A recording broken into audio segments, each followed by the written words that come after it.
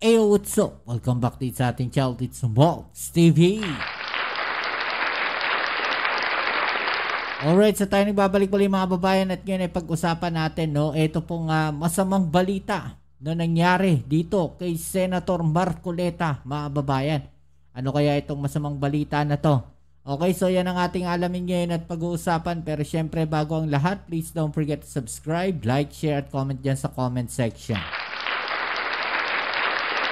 Okay, so eto mga kababayan, ang isang masamang balita na nangyari po dito kay Senator Marcoleta, mga kababayan. Dahil ang COMELEC po, mga kababayan, ay binigyan po siya noon ng 10 araw para sumagot po, no, dito po sa naging issue niya, no, dito po sa kanyang SOSE, mga kababayan. Matatanggal na nga po ba itong si Marcoleta bilang senador? No, o makukulong po siya? Makukulong po ba siya? No, dahil diyan sa kanyang mga ginawang pagsisinungaling na yan sa kanyang SOSE? Ano sa palagay ninyo, mga kababayan? Mainit na mainit po itong balita na to ngayon dahil sabi nga po dito, the Commission on Elections, COMELEC, on Monday said it has directed Senator Rodante Marcoleta to explain the alleged non-disclosure of the latter's election donors in his statement of contributions and expenditures for the May 2025 election. Malinaw po sa batas, mga kababayan, na nakasulat, no, ayon po diyan, dapat po lahat isinusulat, no, lahat dinideclare, mga kababayan, no, yung kanya mga naging expenses at mga nag-contribute, no, sa kanya pong kampanya. Pero hindi po yan ginawa, no, neto nga si Senator Marcoleta. No, kaya nga po ito nga si COMELEC Chairperson George Erwin Garcia said Marcoleta was issued a show cause order and was given 10 days to respond to questions about the alleged omission of campaign donors and the discrepancy between his SOSE and his statement of assets, liabilities, and net worth. Hindi po niya dineclare, mga kababayan. Marcoleta has previously admitted he did not declare the contributions he received for the May 2025 May election in his SOSE as his donors requested anonymity. No? Ayaw daw pong makilala netong mga taong nag-donate, no, sa kanyang kampanya, mga kababayan. Sino kaya itong mga tao na to? No? Na tayo magpakilala? Kasama ba dyan ang mga diskaya? Kasama din ba dyan nagpondo si Senator Amy Marcos?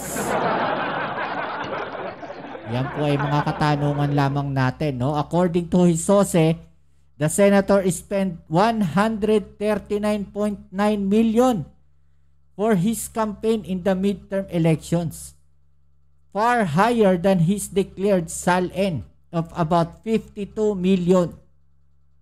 Malayo daw po sa 52 million na SALN ni Marcoleta yung kanyang ginastos. Wala pa sa kalahati, mga babayan. Sino kaya ngayon ang lawbreaker?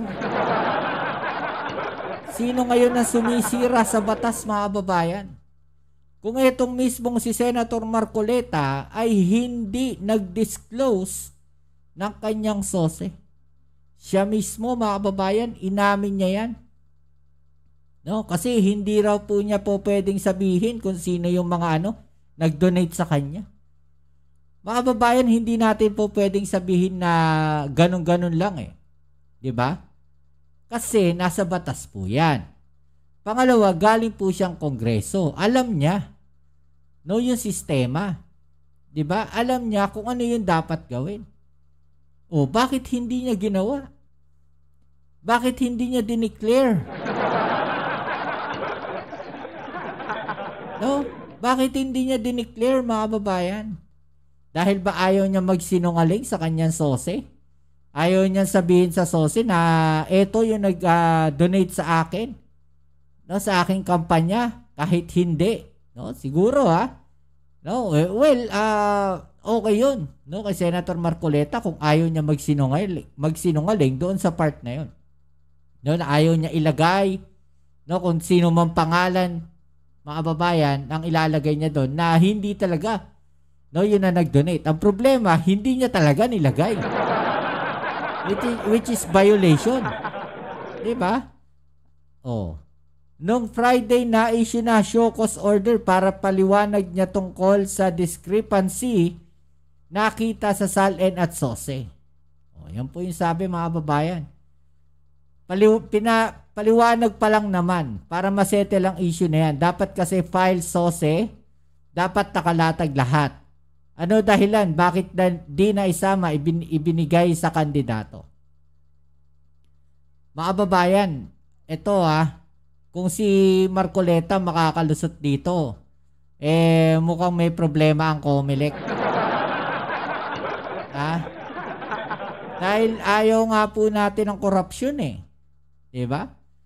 Pero ito nga po, no, pag kami ganitong klaseng issue, balik na rin natin ang senaryo. Kung ito pong si Marcoleta, let's say, siya po si Lacson. Ano sa palagay ninyo ang sasabihin nito mga DDS na to? Baka nagpuputok na ang butsino mga yan. Baka nagpuputok na butsino mga yan. Ito, panoorin natin itong balita na to, mga babayan, para mas maliwanagan tayo. All right. So the COMELEC has already issued a show cause order, and you have given 10 days, a 10-day period for Senator Marcoleta to respond on the alleged omission of campaign donors and the discrepancy between his SOSE. I want to start first with this. Did you receive an actual complaint regarding Senator Marcoleta's alleged non-disclosure? No actual complaint was ever filed before the Commission on Elections. The COMELEC, just like also in the other cases, had committed to itself a motu proprio investigation, fact-finding investigation, to find out the truth as to the alleged discrepancy between the SOSE and the SALN. Kami po yun, efforts na lang po ng Commission, kasi if the COMELEC will not be doing something, the COMELEC will be branded as protecting somebody or not doing anything. So kami na lang po nag-motu proprio because the SALN naman po of the personality involved is already made public or was already made public, and at the same time, we have with us a copy of the SOSE so we can easily compare. So what is now needed is just the explanation officially on ano po ba talaga ang dahilan why there was such a discrepancy and there was no revelation of the names of the contributors or donors as pointed out earlier during a recent interview of the personality involved. Okay, so Chairman, what you're saying is the COMELEC did its motu proprio, kumbaga, comparison or investigation of all those who ran in 2020, who ran in the last midterm? Yes, Ma'am Karen. In fact, for the 2022 elections, we found out that there were about 54 contractors who gave donations and contributions to several candidates, even for the position of president, vice president, senators, and up to the position of vice governor. Now, in the case of the 2025 national and local election, just most recently, we found out that there were about 31 contractors, perhaps public works contractors or alleged public works contractors who contributed funds sa mga campaign organizations ng political parties and party lists and candidates. And so, we likewise issued the necessary show cause orders directed against these individuals or corporations. Okay, bawal po ba ang contractor mag-donate sa isang kandidato? Or ang bawal ay kung ang contractor ay may kontrata sa gobyerno?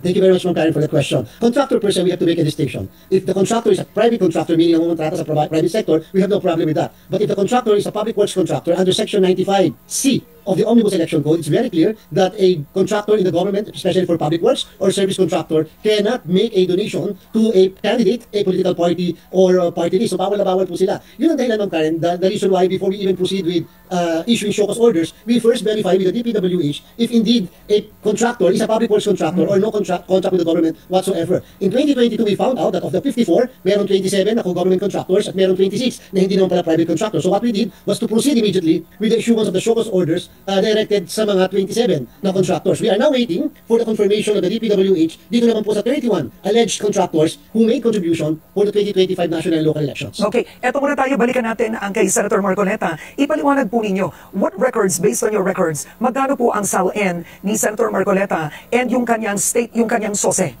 Yes, Ma'am Karen, based dito sa na-publish or and as wave kasi yung right as against sa SOSE, sa SALN, more or less mga 50 million po yung nakita namin na amount sa SALN. When it comes to the SOSE naman, more or less mga 110 or 112 million or 120 million ang nagastos doon po sa statement of contribution expenditure and without revealing a single contributor or donor. So ang nagiging tanong ng publiko kasi ay bakit may discrepancy na gano'n kung walang nag-donate, so therefore the presumption in law is you spent this amount using your own personal money. Okay, so let's make the public understand this. When you make your Yun na nga, di ba mga kababayan? Yung ine-expect ng taong bayan. Ginamit niya yung sarili niyang pera. Pero hindi nag-match. Di ba? Hindi nag-match doon sa kanya SALN. Kasi yung pera niya, no, 50 plus lang, 50 million mahigit lang. Pero yung ginastos niya, nasa 130 million. No? Di ba? Ang layo mga kababayan eh. SALN, you're essentially including personal assets, right? So maybe I did not see Senator Marcoleta SALN, but to be fair to him, okay, what if he put the value of his old home, di ba? Hindi ko nakita eh, yung talagang assets, because ang kotse nga, hindi mo alam kung asset yun at this point. Some say, ang kotse, you don't have to put as an asset, right? Kasi liability siya, gastos siya, but let's say, hypothetically, he put, I'm assuming, maybe a bank account, I don't know if he did, but let's say, the value of his old home, which let's say, kung zonal value yun, pwede maliit. But what if wala ang donor sa kanyang public donor sa kanyang election, but let's say it was given by friends or his wife, for example, or somebody? Does it have to mean that it should be in his SALN? Because at the end of the day, you will spend it anyway. And you are correct in that respect, Ma'am Karen. That's the reason why it is our call sa public. Let's stop muna sa making a conclusion. Yung point that why we are asking the Honorable Senator to properly explain to the COMELEC the alleged discrepancy. Kaya nga po siya alleged pa lang eh. Because we wanted to find out ano ba talaga ang reason. Madami kasi kumakalat sa social media. Ang iba fake news, hindi natin alam kung ano ng totoo. But the COMELEC is duty bound under the law on the SOSE to inquire as to the declaration. So siguro po, let's hold our horses in the meantime. Let's wait for the proper answer, the proper investigation, so that the COMELEC can come up with the real facts dito sa case na to. Tama po kayo. Perhaps sometimes hindi naman discrepancy. May reason kasi kung bakit hindi mo nilagay sa SALN, kung bakit ito nilagay mo sa SOSE. And take note, the SOSE should contain expenditures, expenses, donation, contributions made during the campaign period. So dapat makita rin po natin yon. Bakit pa talaga hindi na-reveal o nalagay yung mga pangalan na yan kung sakasakali man na talagang hindi nilagay. Okay, now ang tanong ko, let's say Umamin na nga di ba? May campaign donor. No, umamin na. May campaign donor, mga kababayan, pero hindi niya nilagay. 'Di ba? Yun yung doon, yun ang problema doon. 'Di ba? Dahil ako sigurado ko, no, kung ang nangyari dito, mga kababayan, ang na-involved diyan ay ang kaalyado ng ating pangulo, sigurado magwawala itong mga DDS na to. 'Di ba? Magsisisigaw agad yan. No? Resign. Diba? Pero kung itong si Marcoleta ay gumawa ng ganyan, wala. No? Nakatakip ang mata ng mga yan. So the SOSE of Senator Marcoleta does not point to any donor, no? For the campaign expenses, no donor. So Yes, anong nakalagay doon specifically, sir? 100 million of his personal funds ang ginastos niya? Wala naman po sinabi na personal fund ngayon, but since wala po nakalagay na donor, wala nakalagay na contributor, so the presumption in law, in the meantime, that presumption stands in the meantime, is that you spent your own personal fund just to finance your own campaign. And that's why, let's say, I do not want to speculate, baka naman naiutang yun, o baka naman whatever, but very important talaga yung explanation lang. So that at least, ma'am, the reason why we are inquiring into this issue is because, so that in the future, we can prevent a similar occurrence or issue, kasi nga, baka naman sabihin ng ibang mga kandidato, pwede naman pala hindi nire-reveal yung mga contractors, yung mga contributors, okay lang naman pala yun, kasi sasabihin lang natin na ayaw naman kasing ipa-reveal nung mismo nagbigay ng donation o contributor. So what's the use of SOSE? When under Section 99 of the Omnibus Election Code, talagang it's mandatory for all the candidates to reveal the sources of their campaign funds or kapag personal o kapag paano ginastos. In fact, Ma'am Karen, obligado ang isang kandidato to even reveal kung merong natira doon sa binigay because that candidate is supposed to pay income tax. Meron isang kandidato. Di ba, mga babae, yan yung sinasabi natin. No? Pag si Marcoleta nakalusot dito, mga kababayan, yan na rin ang idadahilan netong mga kandidato na to. At kung may nag-donate sa kanila ng 100 milyon sa kanilang kampanya, no? Let's say example, 100 milyon dinonate sa kanila sa kanyang kampanya. Hindi niya i-declare lahat 'yun. 'Di ba? Pwede niyang hindi gamitin lahat 'yun. No? So ito magiging issue to, no, pagka hindi na panagot itong si Marcoleta, mga kababayan, posibleng gayahin yan sa susunod na halalan. No? Dapat ibigay yung nararapat, no, o yung karampatang kaparusahan kung yan, kababayan, ay mapatunayan, no, na talagang nagkasala itong si Marcoleta. Di ba? Ito ngayon, incumbent mayor ng Manila, na natin sa kanya more or less 50 million pesos. And he paid the proper income tax. This is Isko Moreno. Yes, Moreno. Okay. So, bayad siya ng income tax, and it was revealed in his SOSE that there was a 50 million peso left doon sa kanyang sa campaign fund, and he paid for the income tax for that. So, yun ang ibig sabihin natin. This is not only for the COMELEC, and this is also for other agencies of government, perhaps the BIR or perhaps the Office of the Ombudsman. Oh, di ba mga babayan? Mayor nga nag-declare ikaw hindi. Oh. Di ba? Si Yorme nga nag-declare no? Nagbayad ng tax. Tapos ikaw hindi mo di-declare?